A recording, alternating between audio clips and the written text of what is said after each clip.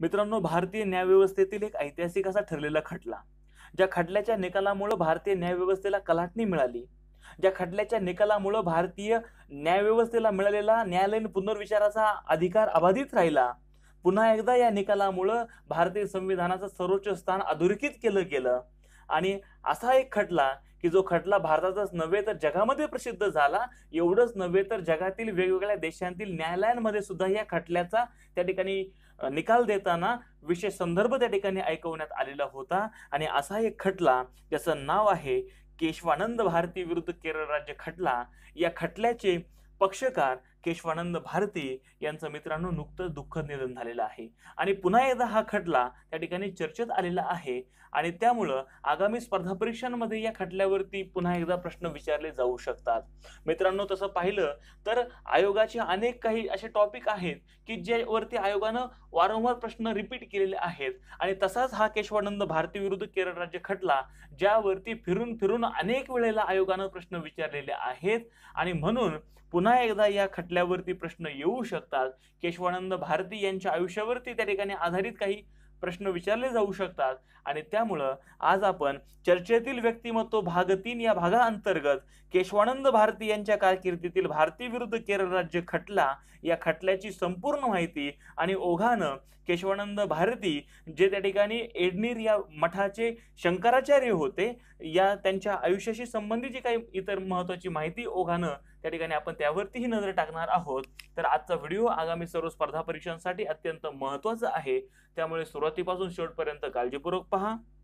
नमस्कार मित्रांनो, मी सागर घालमे माझ्या स्पर्धा गुरु या युट्यूब चॅनलमध्ये तुम्हा सर्वांचं मनपूर्वक स्वागत करतो. चॅनलला प्रथमतः व्हिजिट करत असाल किंवा चॅनल सबस्क्राईब केलं नसेल तर आवर्जून सबस्क्राईब करा आणि नवनवीन व्हिडिओच्या नोटिफिकेशन मिळविण्यासाठी बेल आयकॉनवरती टॅप करायला विसरू नका.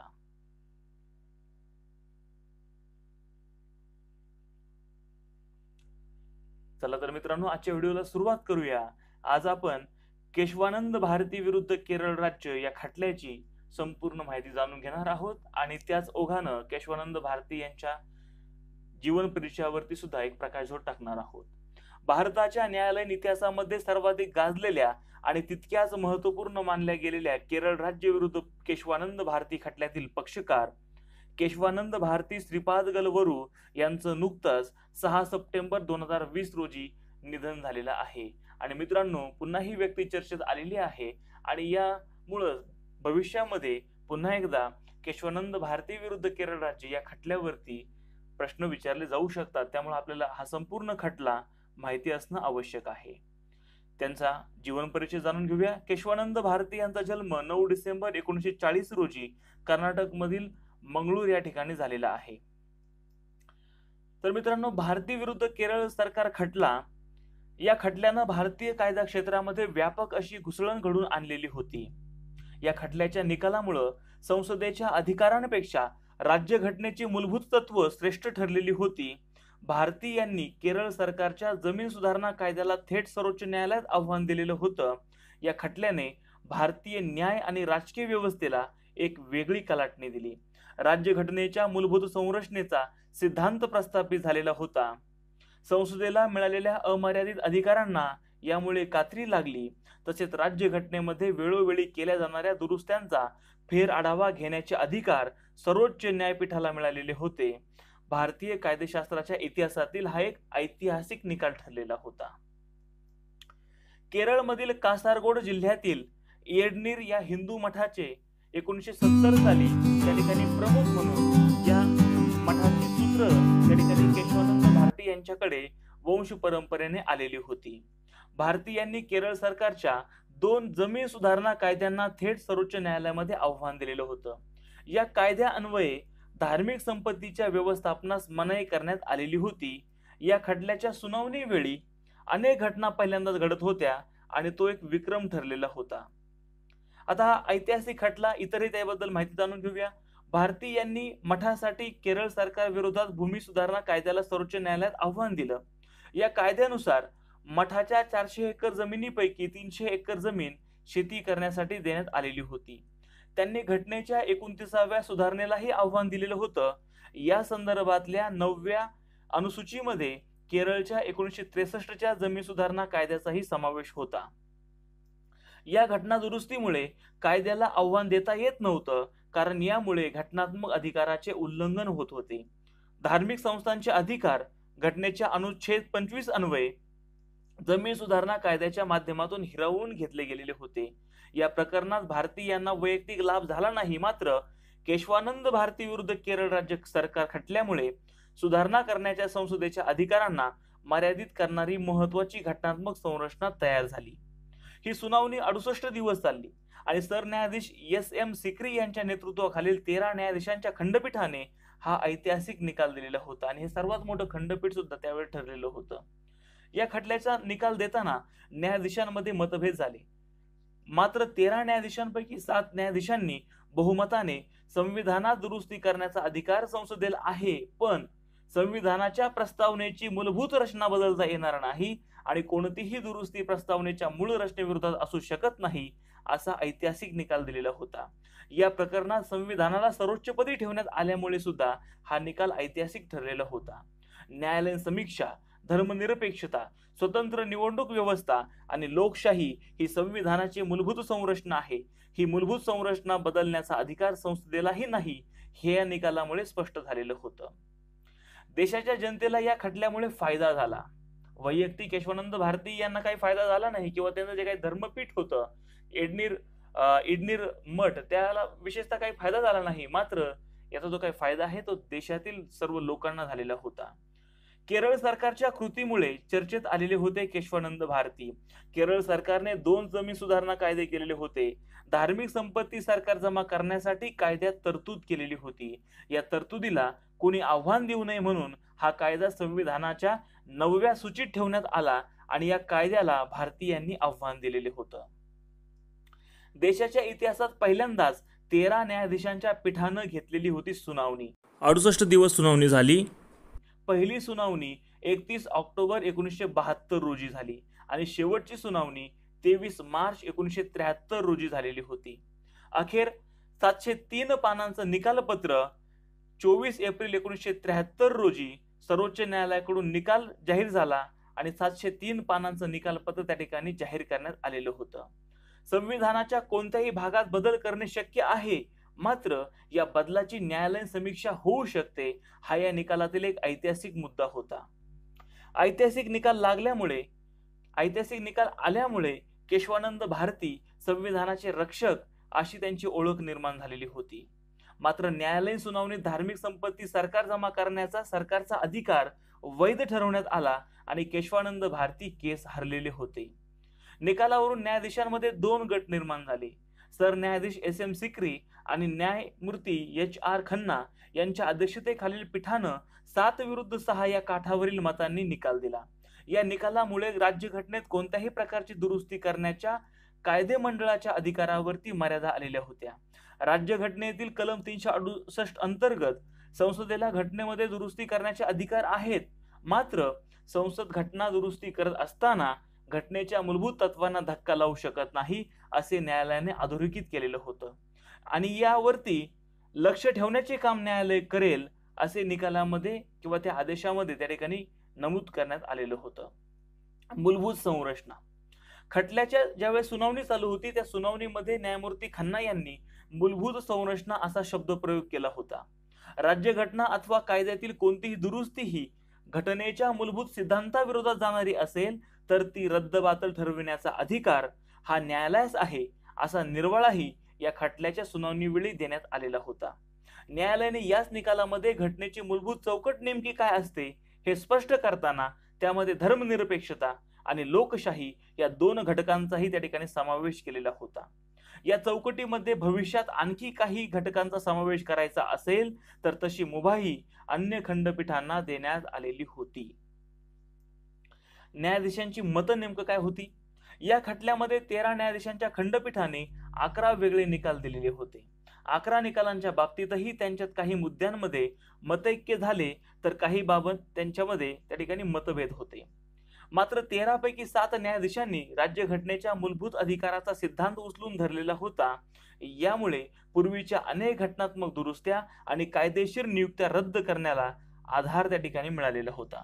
याच सुनावणी वेळी न्याय व्यवस्थेच्या स्वातंत्र्यावर शिक्कामोर्तब करण्यात आले तसेच त्याच्याशी तडजोड होऊ शकत नाही हेही मान्य करण्यात आले. केशवानंद भारती विरुद्ध केरळ सरकार या खटल्यामुळे केशवानंद भारती यांच्या नावाची भारताच्या इतिहासामध्ये कायमची नोंद झालेली आहे.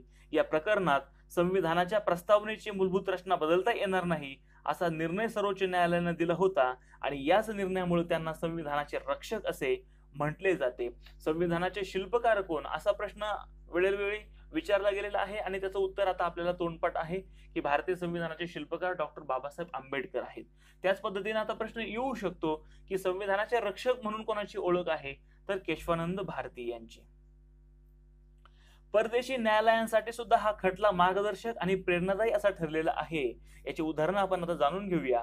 लाईव्ह लॉ यांच्यानुसार या निकालाच्या 16 वर्षानंतर बांगलादेशच्या सर्वोच्च न्यायालयाने सुद्धा अनवर हुसेन चौधरी विरुद्ध बांगलादेश येथील मूळ संरचनेला मान्यता दिलेली होती. बेरियम बोवेन विरुद्ध बेलीजचे अटॉर्नी जनरल प्रकरणात बेलीज न्यायालय पायाभूत संरचनेचा अवलंब करण्यासाठी केशवानंद प्रकरण आणि IR कोहेल्लो प्रकरणावर त्यांनी आपला विश्वास दाखवलेला होता. केशवानंद प्रकरणाने आफ्रिका खंडाचे सुद्धा लक्ष वेधून घेतले. केनिया, आफ्रिकेतील देश युगांडा, सेशल्स यांच्या प्रकरणांमध्ये सुद्धा केशवानंद खटल्याच्या ऐतिहासिक निर्णयाचा उल्लेख करून त्यावर समाधान व्यक्त करण्यात आलेले होते. प्रश्न येऊ शकतो की कोणत्या कोणत्या देशांमध्ये केशवानंद भारती विरुद्ध केरळ राज्य खटल्याचा त्या ठिकाणी किंवा सर्वोच्च न्यायालयाच्या निकालाचा त्या ठिकाणी आधार घेण्यात आलेला होता. तर आपल्याला हे बांगलादेश, बेलीज किंवा त्या ठिकाणी केनिया, युगांडा, सेशेल्स या देशांची त्या ठिकाणी नावं लक्षात असायला पाहिजेत. तत्कालीन नंबूद्री पास सरकारनं जमीन सुधारणा कायद्याअंतर्गत केरळमधील अनेक मठांकडे असलेली शेकडो एकर जमीन सरकार जमा करण्याचा प्रयत्न सुरू केला. यानंतर कासारगोड स्थित एडनीर मठाकडे असलेल्या हजारो एकर जमीन सरकारला देण्यास केशवानंद भारती यांनी त्या ठिकाणी विरोध केलेला होता. त्यांनी केरळ सरकारच्या कायद्याला उच्च न्यायालयात सुरुवातीला आव्हान दिलं. सरकार अशी जमीन आपल्या ताब्यात घेऊ शकत नाही असा दावा करत घटनेतील कलम 24, 25 व 29चा त्यांनी आधार घेतला होता. हा खटला केशवानंद भारती जरी हरले असले तरी ते लोकप्रिय झाले. त्यांच्या या खटल्यामुळे संसद विरुद्ध न्यायालय या संघर्षात राज्यघटना सर्वोच्च असे स्पष्ट झाले आणि हा निर्णय एक घटनात्मक सिद्धांत म्हणून भारताच्या न्याय व्यवस्थेत रूढ झाली. सुरुवातीला त्या ठिकाणी उच्च न्यायालयात त्यांनी धाव घेतली, तिथेही अपयश आलं आणि मग ते सर्वोच्च न्यायालयात गेले. दोन्ही ठिकाणी ते केस हरले. मात्र त्या ठिकाणी संसद विरुद्ध न्यायालय हा जो काही संघर्ष निर्माण झाला आणि त्यामध्ये राज्यघटना सर्वोच्च आहे असं स्पष्ट झालं आणि हा निर्णय एक घटनात्मक सिद्धांत म्हणून भारताच्या न्याय व्यवस्थेत रूढ होण्यासाठी त्या ठिकाणी हा खटला अत्यंत महत्वाचा ठरलेला होता. 2018 मध्ये केशवानंद भारती यांना न्यायमूर्ती VR कृष्ण अय्यर पुरस्काराने सन्मानित करण्यात आले होते. हा खटला ऐतिहासिक ठरला कारण याने संविधानाला सर्वोच्च ठरवलेलं होतं. या प्रकरणात भारती यांना व्यक्तिगत दिलासा मिळाला नाही, पण केशवानंद भारती विरुद्ध केरळ राज्य खटल्यामुळे एक महत्वपूर्ण संविधानिक सिद्धांताची निर्मिती झाली, ज्यानुसार संसदेच्या संविधानातील दुरुस्तीच्या अधिकाराला मर्यादित करण्यात आलेले होतं. या खटल्याची पार्श्वभूमी किंवा या खटल्याशी संबंधित ज्या काही पूर्वीच्या आणि नंतरच्या विशेष ज्या गोष्टी आहेत त्या आता जाणून घेऊया आपण. गोलकनाथ विरुद्ध पंजाब राज्य 1967 सालचा एक खटला. या निकालामध्ये या खटल्याचा निकाल देताना सर्वोच्च न्यायालयाने संसदेला घटना दुरुस्ती करून मूलभूत अधिकार कमी करता येणार नाहीत असा निर्णय दिला होता. कलम 368 खाली संसदेला दोन्ही सदनांमध्ये 2/3 बहुमताने घटना दुरुस्ती करता येते. काही संघराज्य तरतुदींबाबत निम्म्या घटक राज्यांची संमती लागते आणि नंतर राष्ट्रपतींची स्वाक्षरी होते. परंतु कलम 13 प्रमाणे मूलभूत अधिकारांचा संकोच करणारा किंवा मूलभूत अधिकार हिरावून घेणारा कोणताही कायदा राज्याला करता येणार नाही. राज्यघटना हा सर्वोच्च कायदा आहे आणि म्हणून घटना दुरुस्ती करून 368 कलमाखाली मूलभूत अधिकारांचा संकोच करणारी घटना दुरुस्ती घटनाबाह्य ठरेल असं त्या ठिकाणी या खटल्याच्या निकालातून पुढे आलेलं होतं. कारण सामान्य कायदा आणि घटना दुरुस्ती कायदा यात फरक आहे. त्यामुळे 1971 मध्ये 24वी घटना दुरुस्ती करण्यात आली आणि कलम 13चे निर्बंध 368 खाली होणाऱ्या घटना दुरुस्तीला लागू नाहीत हे स्पष्ट करण्यात आले. थोडक्यात संसदेला राज्यघटनेचा कोणताही भाग बदलता येईल अशी ही घटना दुरुस्ती होती. या घटना दुरुस्तीला सर्वोच्च न्यायालयात प्रश्नास्पद करण्यात आले. केशवानंद भारती खटल्यात 13 न्यायाधीशांनी 7 विरुद्ध 6 अशा बहुमतानं निर्णय दिला. सर्वात जास्त दिवस 66 दिवस चाललेल्या या खटल्यात प्रसिद्ध कायदे तज्ज्ञ नानी पालखीवाला यांनी भारतीयांच्या बाजूनं 32 दिवस त्यांची बाजू मांडली आणि त्यांच्या विरुद्ध घटनातज्ञ HM सिरवई यांनी 22 दिवस त्या ठिकाणी शासनाची बाजू मांडली. सर्वोच्च न्यायालयाने निर्णय दिला की संसदेला घटनेची कोणतीही तरतूद बदलता येईल, परंतु पायाभूत चौकट किंवा ढाचा बदलता येणार नाही. राज्यघटनेचा आत्मा किंवा पायाभूत वैशिष्ट्ये कोणती हे सर्वोच्च न्यायालय ठरवेल, असं 1973 ला न्यायालयानं घोषित केलं. असं न्यायालयानं त्या ठिकाणी निकाल दिलेला होता. अर्थात संसदेच्या सत्तेवर आलेला हा सर्वोच्च न्यायालयाचा अंकुश पंतप्रधान इंदिरा गांधी यांना पटणारा नव्हता. त्यामुळे 1976 मध्ये त्यांनी 42व्या घटनादुरुस्तीमध्ये कलम 368 मध्ये उपकलम 4 आणि 5 यांचा समावेश केला. उपकलम 4 नुसार घटनादुरुस्ती कोणत्याही कारणास्तव कोणत्याही न्यायालयात प्रश्नास्पद करता येणार नाही अशी तरतूद होती आणि उपकलम 5 मध्ये सर्व शंका दूर करण्याकरिता असे घोषित केले की घटनादुरुस्ती करून घटनेत भर घालण्याच्या किंवा फेरफार करण्याच्या किंवा तरतुदी रद्द करण्याच्या संसदेच्या शक्तीवर कोणतेही बंधन असणार नाही.